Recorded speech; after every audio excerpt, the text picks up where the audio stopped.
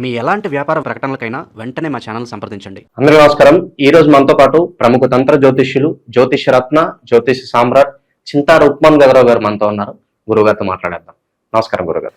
మాతృదేవోభవ, పితృదేవోభవ, ఆచార్య దేవోభవ. ఓం నమో మాందేశ్వరాయ నమః.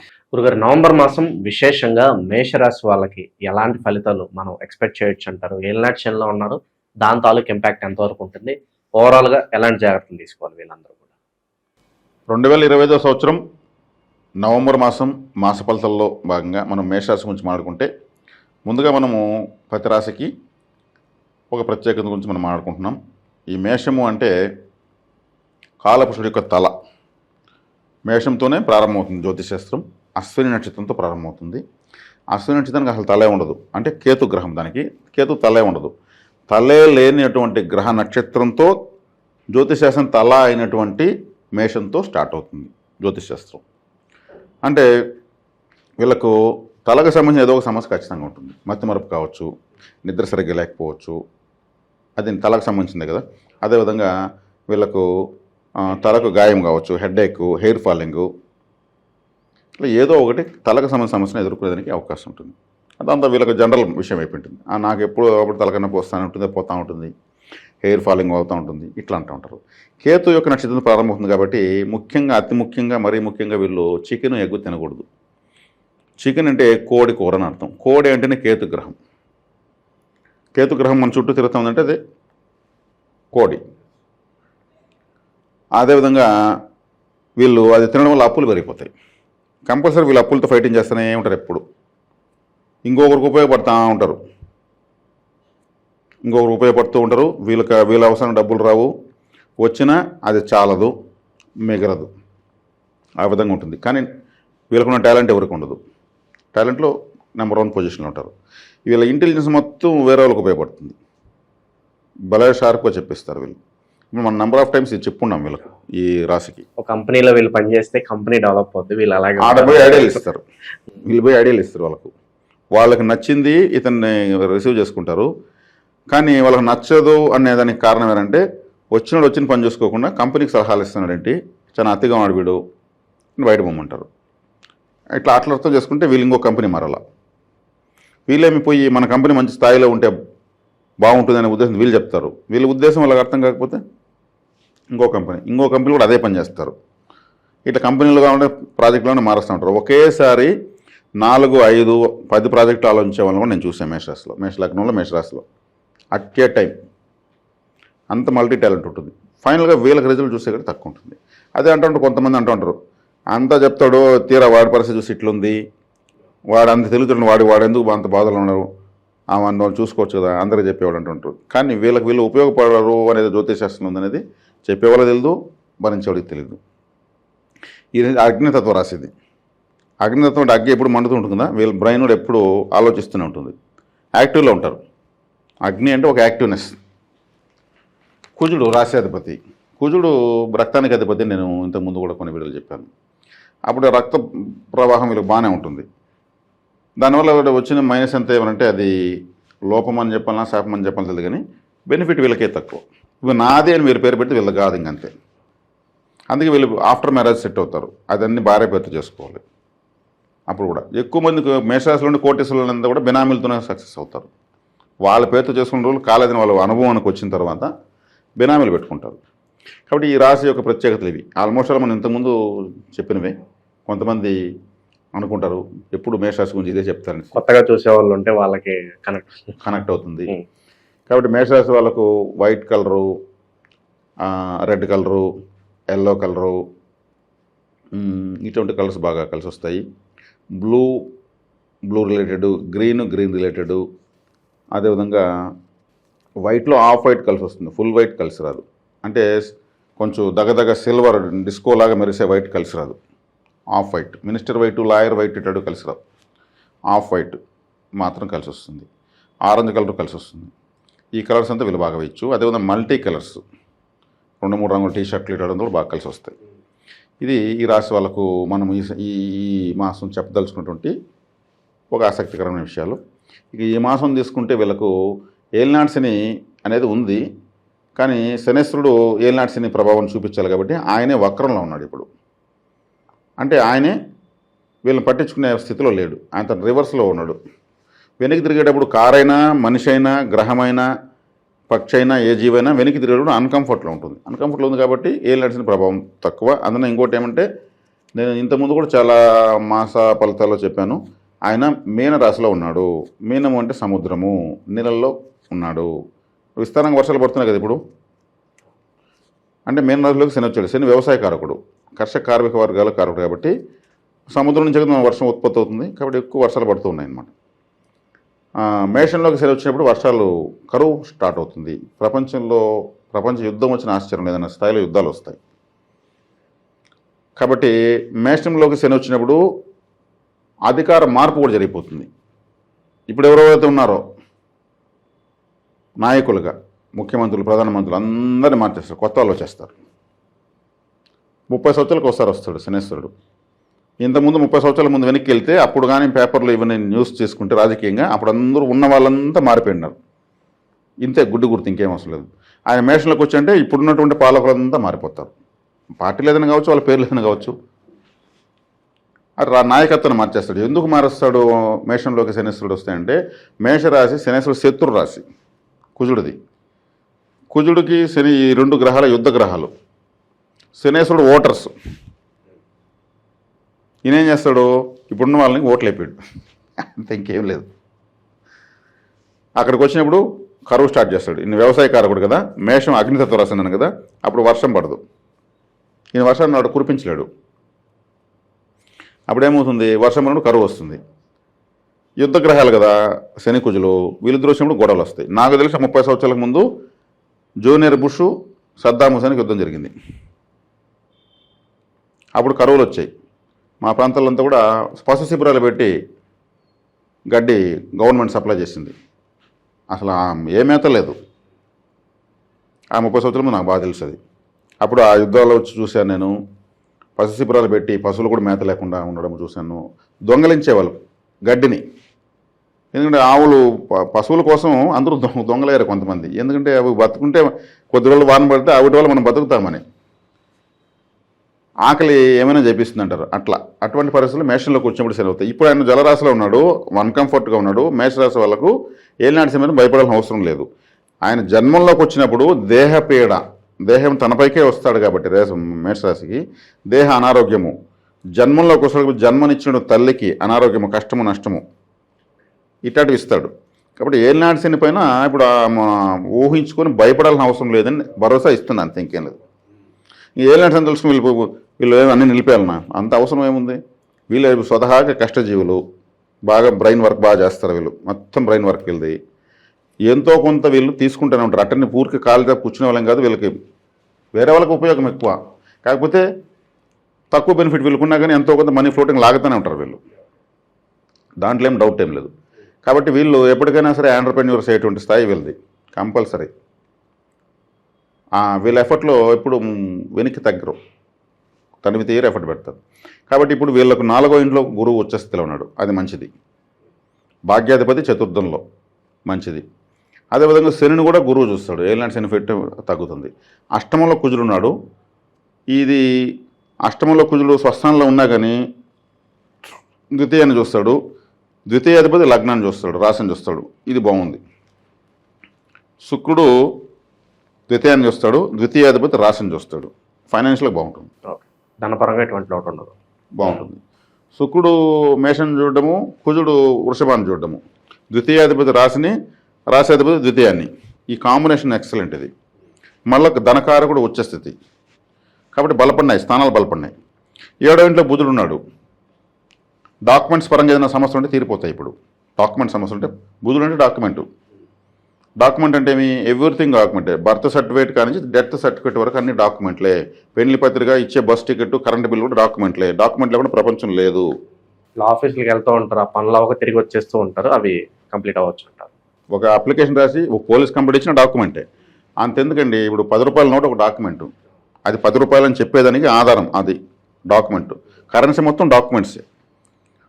డాక్యుమెంట్స్ లేకపోతే ప్రపంచం లేదు. ఆ డాక్యుమెంట్ కారకుడు రాశిని చూస్తాడు, బుధుడు రాశిని చూస్తాడు, ప్లస్ కుజుడితో కలిసి ఉంటాడు, రాశ్యాధిపతితో కలిసి కూడా కనెక్టివిటీస్ ఉన్నాయి. ఇప్పుడు కుటుంబ వ్యవస్థ ఎలా ఉంటుంది? బాగుంటుంది, చాలా బాగుంటుంది. ఎందుకంటే ఇప్పుడు రెండవ స్థానం అంటే నువ్వు కుటుంబము, ద్వితీయాధిపతి రాశిని చూస్తున్నాడు, రాశ్యాధిపతి ద్వితీయాన్ని చూస్తున్నాడు, గృహస్థానంలో గురువు ఉచ్చస్థితిలో ఉన్నాడు. గృహస్థానము, కుటుంబ స్థానము, రాశి అన్నీ బాగున్నాయి. కాంబినేషన్స్ క్లమ్జీగా ఉన్నా కానీ కలుసుకొని వీళ్ళకు బెనిఫిటబుల్గా ఉన్నాయి. కాబట్టి ఏలినాడ్స్ని టాప్లో పెట్టి చూడాల్సిన అవసరం లేదంటున్నా. ఫస్ట్ దానికి ఎందుకు ప్రయారిటీ ఇచ్చి ఎక్కువ వివరం ఇచ్చానంటే, ముందు ఆ ఏలినాడ్స్ని శని ఎలా ఉన్నాడు, మనల్ని ఇబ్బంది పెట్టేటువంటి ఒక వ్యక్తి, ఉదాహరణకు రేపేదో 100 గొడవ వస్తుంటే ఆయనకి ఇమ్మీడియట్ పడి దెబ్బ తగిలి హాస్పిటల్ వెళ్ళాడు అనుకో, దేవుడు ఉన్నాడు నా మీదకి వచ్చేవాడిని తీసుకెళ్ళి హాస్పిటల్ వేసాడు అంటాం. లేకపోతే మనకు జలుబు చేసి జ్వరం వచ్చేసి వైరల్ ఫీవర్ వచ్చింది అనుకో, 1 నెల రోజులు బెడ్ రెస్ట్ అనుకో, అట్లా వీళ్ళకి ఏలినాడు శనికి ప్రస్తుతం వైరల్ ఫీవర్ వచ్చింది, భయపడాల్సిన అవసరం లేదు. దాన్ని ముందు పెట్టేసి ఓన్ వేసి భయపించేస్తున్నారు, అది కరెక్ట్ కాదు. ఆ గ్రహం కంఫర్ట్గా ఉంటే ఇబ్బంది చేస్తుంది. కాబట్టి గ్రహాలు మ్యాక్సిమం లాభంలో రాహు ఉన్నాడు. లాభంలో రాహు మామూలుడు కాదు. వీళ్ళైనా విదేశీ ప్రయత్నాలు చేయాలంటే వెళ్ళిపోతారు, ఫారిన్ ఛాన్సెస్. లేదంటే లాంగ్ వెళ్ళి రావాలన్నా, దూర ప్రాంతాలపై ఎగ్జామ్లు రాయాలన్నా, ఫ్రెండ్ సర్కిల్లో కొంతమంది ఫ్రెండ్స్ హెల్ప్ చేయాలన్నా, 11వ స్థానం స్నేహితులు, జ్యేష్ఠ సోదరుడు, వీళ్ళ అన్న, ఇతను వీళ్ళకన్నా పెద్దవాళ్ళు హెల్పింగు, అక్క అన్న హెల్పింగు, నెట్వర్క్ 11వ స్థానం అంటే. ఇప్పుడు వీళ్ళ ఆశలు, ఆశయాలు, అభిలాషలు, కోరికలు, అచీవ్మెంట్స్, టార్గెట్స్, గోల్స్, ఇష్టాలు అవన్నీ తీరుతాయి. రాహు 11లో ఉన్నాడు. దాంతో పోల్చుకుంటే ఏలినాడ్స్ని పట్టించుకోవాల్సిన అవసరం లేదు. ఎందుకంటే రాహు 11లోకి 30 ఏళ్ళకి ముందు వచ్చాడు. ఇప్పుడు ఎవరైనా 40 సంవత్సరాల వల్ల 50 సంవత్సరాల్లో ఉంటే 30 సంవత్సరాల ముందు వాళ్ళ లైఫ్లో చూస్తే అప్పుడు ఒక అద్భుతం జరుగుతుంది. వాళ్ళకు వెనక్కి వెళ్ళి వాళ్ళు ఆలోచించుకోవచ్చు, ఎవరిది వాళ్ళకి అర్థమవుతుంది. ఇక్కడ ఏదో వింటున్నారు మనం కాకమ్మ కబుర్లు చెప్తే కుదరదు, ఎవరు యాక్సెప్ట్ చేయరు. 30 years బిఫోర్ చూసుకుంటే రాహు అదే ప్లేస్లో ఉంటాడు. 18 years బిఫోర్ అండి, అది శనేశ్వరుడు సంబంధించిన క్యాలిక్యులేషన్. 18 సంవత్సరాల ముందు రాహు అక్కడే ఉంటాడు, 18 years బిఫోర్. మళ్ళీ అక్కడికి వచ్చాడు, మళ్ళీ బెనిఫిట్ ఇస్తాడు. ఏదో ఒక గతంలో ఒక స్వీట్ మెమరీ అయితే 18 సంవత్సరాలకు ఒకసారి లాభంలోకి మేషరాశికి ఒకడికి వస్తాడు. అప్పుడు ఏదో ఒకటి వీళ్ళకి, ఇప్పుడు ఆ టైంలో కానీ ఎవరైనా కాలేజీలో ఉన్నారనుకోండి యూనియన్ లీడర్ చేస్తాడు. ఆ టైంలో ఏదైనా కాంపిటీషన్ ఎగ్జామ్లో అనుకోండి పాస్ అయిపోతారు. వీళ్ళు సొంత తెలివితేటలు ఉపయోగించే ఎగ్జామ్ రాసేస్తారు. ఇట్లా ఒక ప్రత్యేకతతో షైన్ అవుతారు. కాబట్టి ఇప్పుడు ఏలినాడ్స్ని కూడా పనిచేయదు. రాహు లాభంలో ఉన్నాడు కాబట్టి ఆయన కాపాడేస్తాడు 1.5 year. శత్రువుల నుంచి అంతగా ఇబ్బందులు ఏమి ఉండవంటారా? ఏముండవండి, వీళ్ళకి శత్రువులు ఖచ్చితంగా ఉంటారు, ఎప్పుడు శత్రువులు ఉంటారు మేషరాశి వాళ్ళకు. అది వాళ్ళకి మామూలు అలవాటు. ఎవరో ఒకరు ఉంటారు, వాళ్ళతో ఏదో ఒకటి ఫేస్ చేస్తూ ఉంటారు, అది పోతూ ఉంటుంది. లేదు శత్రువు లేకుండా మాత్రం ఉంటారు వీళ్ళు. ఇంకోటి ఏమంటే వీళ్ళకి కడుపు సంబంధించిన దోషాలు ఉండేదానికి అవకాశం ఉంటుంది, దాన్ని చూసుకోవాలి. 6వ స్థానం కన్యా రాశి కడుపును సూచిస్తుంది. అదే బుధుడు వీళ్ళకి వ్యతిరేక గ్రహం. ఆ గ్రహం ఇప్పుడు లగ్నాన్ని చూడడము, రాశిని చూడడం జరుగుతుంది. కాబట్టి కడుపుకు సంబంధించిన అన్కంఫర్ట్ ఉండేదానికి అవకాశం ఉంది. ఇన్ ఫ్యూచర్ ఎప్పుడు కూడా మేషరాశి వాళ్ళకు కడుపుకు తలకు సంబంధించినటువంటి సమస్యలు ఎదుర్కొనే అవకాశం ఉంది, అది కొంచెం చూసుకోవాలి. ఎందుకంటే కడుపుకు సంబంధించి ఆటోమేటిక్గా తీసుకున్న ప్రతి ఒక్కటి కడుపులోకి వెళ్తుంది. గాలైనా, నీళ్ళైనా, ఫుడ్ అయినా, ఏదైనా సరే కెమికల్ బేస్డ్ తక్కువగా ఐడియల్ ఫుడ్ తీసుకుంటే చాలు, సరిపోతుంది. కష్టాన్ని నమ్ముకుని ఎవరైతే పని చేస్తున్నారో వాళ్ళకి ప్రేమగా ఏదైనా ఇచ్చినా కూడా బాగానే ఉంటుంది. అంటే ఇక్కడ శని కారకత్వాల చెప్పులు ఆలయంలో చెప్పుల స్టాండ్ ఉంటుంది. ఆ చెప్పులు తీస్తారు, వాళ్ళు ఇలా పెడతారు, ఒక టోకెన్ ఇస్తారు, మళ్ళీ వస్తే దాన్ని తీసి ఆ టోకెన్ ఇస్తూ ఉంటారు. ఇట్లా అంటారు వాళ్ళు, ఏదో ఇవ్వండి మాకు అని. వాళ్ళకి ఇవ్వండి, మంచి ఒక 4 వాటర్ బాటిల్, వాళ్ళ పిల్లలకి స్నాక్స్, లేదా ఒక 20 రూపాయలు 50 రూపాయలు డబ్బులు ఇవ్వండి. మనం ఏమైనా మనపురంలో గోల్డ్ లోన్ పెట్టి వాళ్ళకి ఏమన్నా అంత డబ్బులు ఇవ్వాలి లేదు కదా, ఒక 50 రూపాయలు ఇవ్వండి. వాళ్ళు తృప్తి పడతారు. అయ్యో ఎవరో ఒకసారి వచ్చారు, ఆయన మనకు ఏదో కొన్ని స్నాక్స్ ఇచ్చారు, పిల్లలకి ఎండమన్నారు. కొంతమంది లేదనేసి ఎత్తుకొని వేసుకొని పోతూ ఉంటారు. చెప్పులు అంటే శనేశ్వరుని నమ్ముకొని బతుకుతున్నారు. చెప్పులు వక్రమైతే అంటే తెగిపోతే కుట్టేటువంటి కార్మికులు ఉంటారు, చాలా గొప్ప వాళ్ళు. దుమ్ము, ధూళి, ఎండ, గాలి, వాన ఒక చిన్న గొడుగేసుకుని కూర్చుంటారు వాళ్ళు. మనం కానీ వాళ్ళ దగ్గర మన కుడికాలు ఎడంకాలు చూస్తుంటాం, ఏదో తెగిపోయింది వస్తున్నాడు అనేసి, అయ్యా బాబు నువ్వు అది తిను, ఇది తాగు, హ్యాపీగా తీసుకుంటారు. అది తీసుకోవాలి. కొంతమంది చెప్పారు నాకు తీసుకోవడం లేదండి, వద్దు, వాళ్ళకి ఇబ్బంది అయితే ఇవ్వద్దండి, తీసుకునే వాళ్ళకి ఇవ్వండి. వీధులు ఊడ్చే వాళ్ళు ఉంటారు, ఒక వారం రోజులు కానీ ఒక నగరాన్ని ఓడవకపోతే తెలుస్తుంది వాళ్ళ విలువ ఏంటనేది. ఒక చెత్తబండి ఉంటుంది, వాళ్ళంతా ఊడ్చి చాలా లోడ్ వేసుకొస్తుంటారు. అది అయితే ఒక అద్భుతమైన రథం అంటాను నేను, ఒక రథం అది. వాళ్ళు ఆ వాసనలోనే ఉంటూ అక్కడ వచ్చిన డబ్బుతో ఫ్యామిలీని సాగుతారు వాళ్ళు. ఆ మున్సిపల్ డిపార్ట్మెంట్లో అది ఎంత సాహసోపేతమైనటువంటిది, అందరూ మన వల్ల అవుతుంది. అసలు చీప్ క్వాలిటీ చెప్పులు అమ్ముతూ ఉంటాడు ఒక అతను, 50 రూపాయలకే జత. అవి వారం రోజులు ఎండలో పెడితే కలర్ పొడుస్తాయి, 2 రోజులు వేసి నడిస్తే తెగిపోతాయి, ఒక ఊడి వచ్చేస్తుంది. కానీ అవి అమ్ముతూ అవే ఉంటాడు అతను. కానీ అతని నాలెడ్జ్ అంతవరకే. ఓ చెట్టు కింద ప్లాట్ఫామ్ పైన ఉంటాడు. అటువంటి వాళ్ళకి ఏదైనా ఇవ్వండి. ఇది అమ్ముకోదురా బాబు అంటే మనమే అతనికి గోల్డ్ వ్యాపారం పెట్టలేం. ఏదైనా చేయండి. అంటే చెప్పులు నమ్ముకున్న వాళ్ళు, శని కారకత్వాలు నమ్ముకున్న వాళ్ళకు సహాయం చేయండి అంటున్నాను. ఇది సేవ, సహకారం. దీనికి శనేశ్వరుడు మంత్రముగ్ధ అవుతాడు. కాళ్ళు వక్రమైన వాళ్ళు, శనేశ్వరుడు అంటే కాళ్ళు కదా, వక్రమైన వాళ్ళు అంటే పోలియో ఉన్నవాళ్ళు, 3 వీలర్స్లో వెళ్ళేవాళ్ళు, స్టాండ్ పెట్టుకుని నడిచేవాళ్ళు, 60 సంవత్సరాలు పైబడి ముసలి వాళ్ళు, వాళ్ళకి మోకాళ్ళు కాళ్ళు నొప్పులు వాళ్ళకే స్టార్ట్ అవుతాయి. ఇప్పుడు వాళ్ళకి పెయిన్ కిల్లర్ ఆయిల్స్, ట్యాబ్లెట్స్, వాళ్ళ కాళ్ళకు ఒక మెత్తగా చెప్పులు తీసివ్వండి, ఆశ్రమం తీసుకోండి. ఎక్కడో ఉండరు తల్లిదండ్రులు, పెద్దనాన్న పెద్దమ్మ, చిన్నాన్న పిన్నమ్మ, మేనమామ మేనత్త, అవ్వ తాత, గురువులు, వీళ్ళంతా కూడా 60 సంవత్సరాలు దాటి నడవలేక కొద్ది దూరం నడవడం, కొంచెంసేపు ఆగడం, కొద్ది దూరం నడవడం, కొంచెంసేపు ఆగడం, అక్కడ కూర్చోవడం. ఈ మాసం అనేది కాకుండా విశేషంగా ఏలినాటి శనిలో ఉన్నారు కాబట్టి దానికి సంబంధించి ప్రత్యేకంగా ఏదన్నా పరిహారం, శనీశ్వరుని ఎలా ఆరాధించాలి, ఏం చేస్తే దాని ప్రభావం తగ్గుతుందో దాన్ని రెమెడీ చెప్పండి. మంచి ప్రశ్న అడిగారు.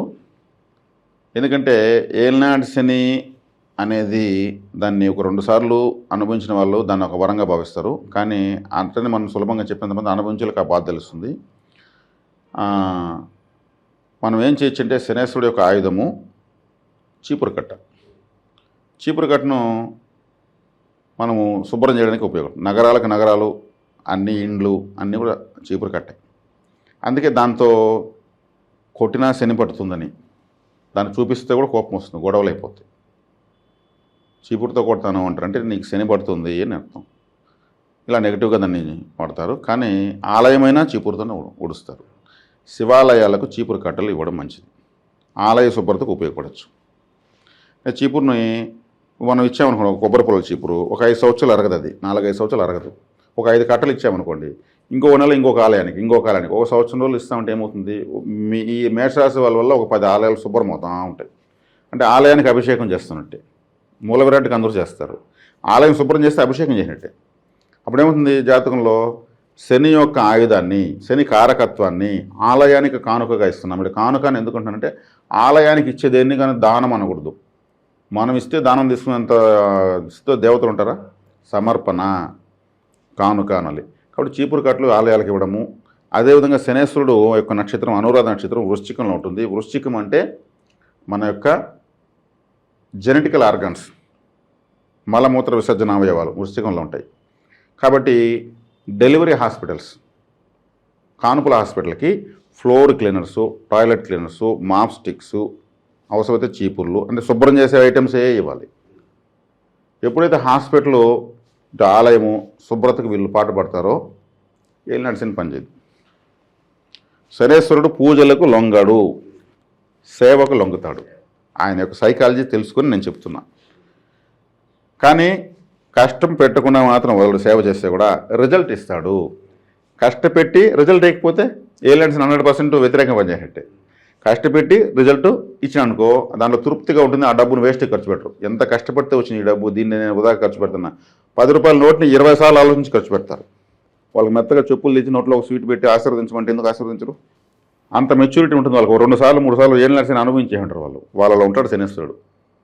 ఇవి సేవలు. ఇవి చేస్తే ఇంక ఏలినాటి శని పనే చేయదు, అది వరంగా మారిపోతుంది. ఎప్పుడు ఏ రాశి వాళ్ళకైనా ఏలినాటి శని ఉంటే ఇవన్నీ చేసుకోవచ్చు.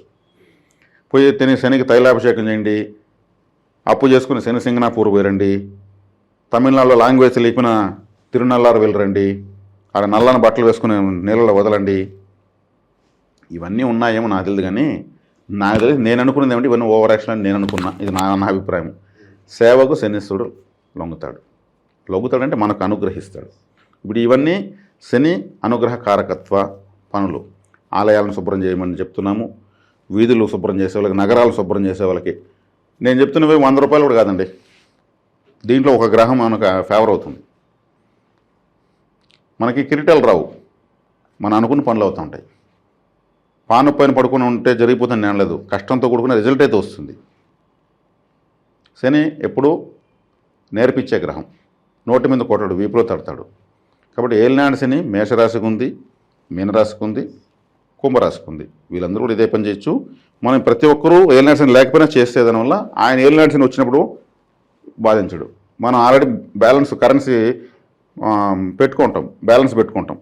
పుణ్యం, సేవ అనే పుణ్యాన్ని హ్యాపీగా అయినా నీ ఫైల్ నేను కొట్టేస్తున్నాను అని చెప్పేసి ఆయన మన యొక్క కర్మల ఫైల్ని దుమ్ము దొట్టి లేపుతాడు, మొత్తం క్లీన్ చేస్తాడు, అనుభవింపజేస్తాడు.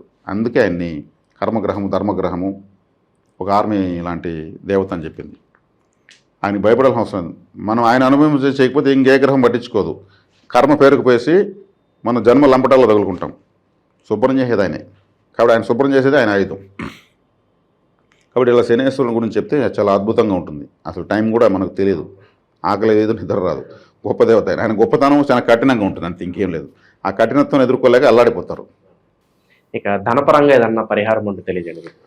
ధనపరంగా తీసుకుంటే వీళ్ళకు అశ్విని నక్షత్రము అనేది దానికి సంపత్తార, భరణి నక్షత్రం. భరణి నక్షత్రానికి ప్రభావం ఉన్నటువంటి బ్యాంకులు Dhanalakshmi bank, bank of Baroda. Bank of బరోడాలో లక్ష్మీ విలాస్ బ్యాంక్ అనేది మెర్జ్ అయింది కాబట్టి ఈ 2 బ్యాంకులు అకౌంట్ ఓపెన్ చేసుకోవచ్చు. ఆ బ్యాంకుల్లో వెళ్ళి కూర్చొని రావచ్చు. ఆ బ్యాంకులో ఆర్డీలు ఇట్లాంటివి ఏదైనా ఎఫ్డీలు ఇట్టడం వేసుకోవచ్చు. అదేవిధంగా భరణి నక్షత్రం వాళ్ళు సంపత్తరాన్ని కృతిక నక్షత్రం సంబంధించి yes bank, IDFC first bank, ఇవి 2 సూర్యగ్రహానికి సంబంధించినటువంటి బలం కలిగినటువంటి బ్యాంకులు అట్లా ఓపెన్ చేసుకోవచ్చు. ఈ కృతిక నక్షత్రం వాళ్ళు రోహిణి నక్షత్రానికి సంబంధించినటువంటి ఆ యొక్క ప్రభావం ఎక్కువ ఉన్నటువంటి హెచ్డిఎఫ్సి బ్యాంకులో ఓపెన్ చేసుకోవచ్చు. అదేవిధంగా మనం ప్రతి మాసం ఈ కార్తీక మాసం గురించి ప్రతి రాశికి మనం చెప్పాలనుకున్నాం కాబట్టి కార్తీక మాసంలో అశ్విని నక్షత్రానికి కృతిక నక్షత్రం విపత్తారు అవుతుంది.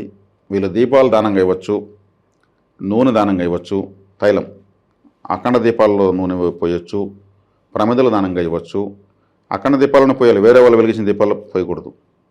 అదేవిధంగా ప్రమిదలు, చిన్న చిన్న ప్రమిదలు ఎంత ఎక్కువ ఇస్తే ఎంత ఎక్కువ మంది తీసి వాళ్ళు వెలిగిస్తారు. వీళ్ళు ఇవ్వడం వల్ల వాళ్ళు వెలుగులు చేస్తారు. కాబట్టి ఇది ఒక ప్రత్యేకమైనటువంటి ఐడియాలజీ చేసేటువంటి పని. ఎన్నో ఆలయాల్లో ఒక రోజుకు ఒక ఆలయంలో ఇవ్వచ్చు, ప్రతిరోజు ప్రతి ఆలయంలో వెలిగిస్తుంటారు. శివాలయాల్లో ఎక్కువ వెలిగిస్తారు. ఎందుకంటే శివాలయంలోనే ఎందుకు వెలిగిస్తారు ఎక్కువగా అంటే కార్తీక మాసంలో కార్తీక సోమవారాలు కూడా ఎందుకు విశిష్టత అంటే సూర్యుడు కృతిక నక్షత్రం అధిపతి, సూర్యుడికి అధిష్టాన దేవత రుద్రుడు. రుద్రుడు అంటే శివుడే. కాబట్టి శివాలయానికి ఎక్కువ వెళ్ళే కొద్దికి సూర్యగ్రహ దోషం పోతుంది, సూర్యగ్రహ అనుగ్రహం పెరుగుతుంది. ఎందుకంటే ఆయనకి పవర్ సప్లై చేస్తున్నది రుద్రుడే. అదేవిధంగా కృతికా నక్షత్రం వాళ్ళు జన్మతారే కాబట్టి కార్తీక మాసము వీళ్ళు దీపాలు వెలిగించుకోవచ్చు. కాబట్టి కార్తీక మాసంలో ఎంత ఎక్కువగా దీపాలు భరణి నక్షత్రం వాళ్ళు కృతికా నక్షత్రం వాళ్ళు వెలిగించుకోవచ్చు. ఎంత ఎక్కువగా దీపాల దానము, తైల దానము, ఆ యొక్క వత్తులు ఇట్లాంటివి చేయడం వల్ల అశ్విని నక్షత్రం వాళ్ళకి చాలా అద్భుతంగా ఉంటుంది. ఇది మనము ఈ మాసం వీళ్ళకు గ్రహ సంపత్తితో పాటు వాళ్ళకున్న కొన్ని ఏలినాటి లాంటి విషయాలు కూడా మనము చెప్పగలిగినటువంటి ముఖ్యమైన విషయాలు. ఓవరాల్గా ఈ మాసం మేషరాశి వాళ్ళ గురించి, అలాగే ఏలినాటి శని తాలూకా అద్భుతమైన పరిహారాలు కూడా దాని గురించి తెలియజేశారు. ధన్యవాదాలు. ధన్యవాదాలు.